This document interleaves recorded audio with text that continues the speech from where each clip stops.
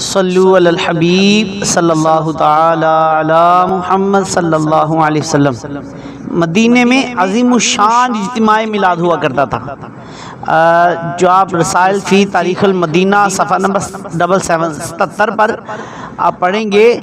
سیدنا شیخ علی بن موسیٰ مالکی رحمۃ اللہ تعالی علیہ فرماتے ہیں، مسجد نبوی شریف میں ایک زمانے تک 12 ربیع الاول کے دن عظیم الشان اجتماع میلاد ہوتا تھا، جس میں بڑے بڑے امام بیان فرماتے تھے، اور 12 ربیع الاول کی صبح کا سورج نکلتے ہی میلاد شریف کی محافل کا آغاز ہو جاتا تھا، اور میلاد پڑھنے کے لیے 4 ائمہ یعنی 4 امام مقرر ہوتے۔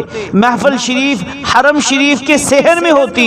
پہلے ایک امام صاحب میلاد شریف کی مخصوص کرسی پر بیٹھ کر احادیث پڑھتے، پھر دوسرے امام سرکار دو عالم صلی اللہ علیہ وسلم کی ولادت شریف پر بیان کرتے، پھر تیسرے امام سرکار دو عالم صلی اللہ علیہ وسلم کی رضاعت یعنی دودھ پینے کا جو زمانہ تھا اس پر بیان کرتے، پھر چوتھے امام تشریف ہجرت پر بیان کرتے۔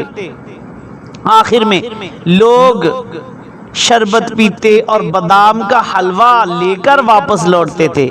جب تلک یہ چاند تارے جھل ملاتے جائیں گے، تب تلک جشن ولادت ہم مناتے جائیں گے۔ جب تلک یہ چاند تارے جھل ملاتے جائیں گے، تب تلک جشن ولادت ہم مناتے جائیں گے۔ ان کی عاشق نور کی شمعیں جلاتے جائیں گے، جب کہ حاسد دل جلاتے سٹ پٹاتے جائیں گے۔ الصلاۃ والسلام علیک یا رسول اللہ، الصلاۃ والسلام علیک یا حبیب اللہ، الصلاۃ والسلام علیک یا نبی اللہ، الصلاۃ والسلام علیک یا نبی اللہ، الصلاۃ والسلام